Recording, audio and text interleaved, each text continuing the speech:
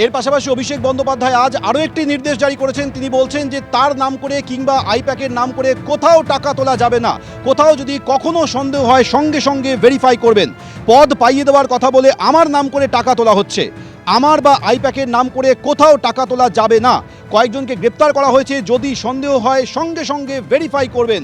অর্থাৎ গত কয়েক মাসে এই ধরনের একাধিক অভিযোগ উঠছে, সেই অভিযোগের প্রেক্ষিতে আজ মুখ খুললেন অভিষেক বন্দ্যোপাধ্যায়। বিস্তারিত বলবেন অনির্বাণ বিশ্বাস। অনির্বাণ। দেখো সৌমেন, তোমার মনে থাকবে যে এবিপি আনন্দের পর্দাতে তৃণমূল নেতা মদন মিত্র কিন্তু তিনি প্রথম এই বিষয়টি প্রকাশ্যে নিয়ে এসেছিলেন। তিনি বলেছিলেন যে দলের যারা ভোট কৌশলী রয়েছে, যে এজেন্সি, সেই এজেন্সির কেউ কেউ বা কয়েকজন তারা কিন্তু পথ পাইয়ে দেওয়ার নাম করে তারা কিন্তু টাকা তুলছে। এই অভিযোগ কিন্তু তিনি করেছিলেন এবিপি আনন্দের ক্যামেরার সামনে। এবং পরবর্তী সময়ে অভিষেক বন্দ্যোপাধ্যায় আজকে তিনি নিজে বললেন যে তার নাম করে বা আইপ্যাকের নাম ব্যবহার করে কেউ বা কারা এরকমভাবে তারা টাকা তুলছেন। ইতিমধ্যে বেশ কয়েকজন গ্রেপ্তার হয়েছে। এমনকি ক্যামাক স্ট্রিটের যে অফিস, অর্থাৎ আইপ্যাকের যে অফিস, অভিষেক বন্দ্যোপাধ্যায়ের অফিস, সেই অফিসের তরফ থেকেও কিন্তু এফআইআর করা হয়েছে।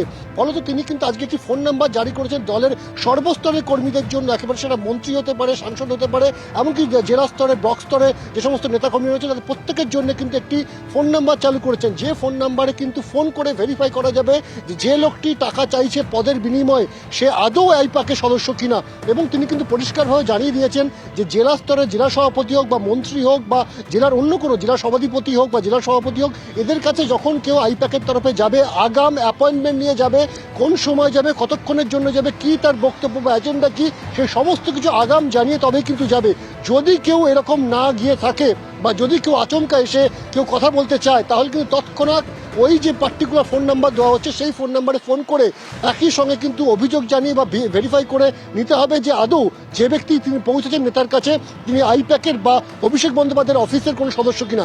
এর পাশাপাশি তোমাকে আরও একটি জিনিস বলে রাখি, আজকে অভিষেক বন্দ্যোপাধ্যায় কিন্তু পরিষ্কার করে দিয়েছেন যে ভোটার তালিকা যে সংশোধনী বৈঠক, সেই বৈঠকে কিন্তু অভিষেক বন্দ্যোপাধ্যায় জানিয়ে দিয়েছেন যে আইপ্যাক কিন্তু আগামী কয়েকদিনের মধ্যেই সমস্ত বিধানসভা ভিত্তিক একটি প্রশিক্ষণ দেবে কিভাবে এই ভোটার তালিকা থেকে ভুয়া ভোটার সেটাকে বাদ দেওয়া যায় এবং কোথাও কোনো ভুয়া ভোটার যুক্ত হচ্ছে কিনা সেই বিষয়ে কিন্তু একটা প্রশিক্ষণ দেবে। কারণ তিনি যেটা বক্তব্য রাখতে গিয়ে বলেছেন যে অনেক জায়গাতেই অনেক প্রত্যন্ত গ্রামের অনেক জেলা সভাপতি রয়েছেন, অনেক ব্লক সভাপতি রয়েছেন, অঞ্চল সভাপতি রয়েছেন, যারা এতটা টেকনিক্যালি অ্যাওয়ার নন অথবা তারা হয়তো বিষয়টা সম্পর্কে তাদের উপলব্ধি কম বা এপিক নাম্বার কীভাবে সার্চ করতে হবে সেই বিষয়টা তিনি জানেন না।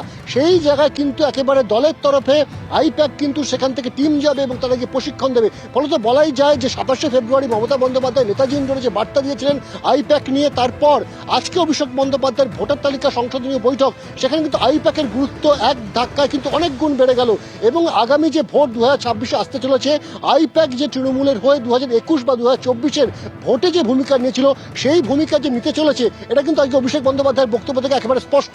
এবং শুধু তাই নয়, আজকে অভিষেক বন্দ্যোপাধ্যায় যেভাবে বুথ ধরে ধরে বিভিন্ন সমীক্ষা, কোন কোন বুথে 50-এর বেশি ভোটে দল হেরেছে এবং সেই কোন বুথগুলিতে ধারাবাহিকভাবে 50-এর বেশি ভোটে হেরে চলেছে, এই বিস্তৃত যে তথ্য আজকে অভিষেক বন্দ্যোপাধ্যায় হাতে নিয়ে বিভিন্ন জেলা ধরে ধরে বা বিভিন্ন জেলার নেতাদের কথা বলে সেখানে যে তথ্য তুলে ধরেছেন, সেই সমস্ত তথ্য তৈরির পিছনেও কিন্তু আইপ্যাকের একটা গুরুত্বপূর্ণ ভূমিকা রয়েছে বলে কিন্তু তৃণমূল সূত্রে জানা যাচ্ছে।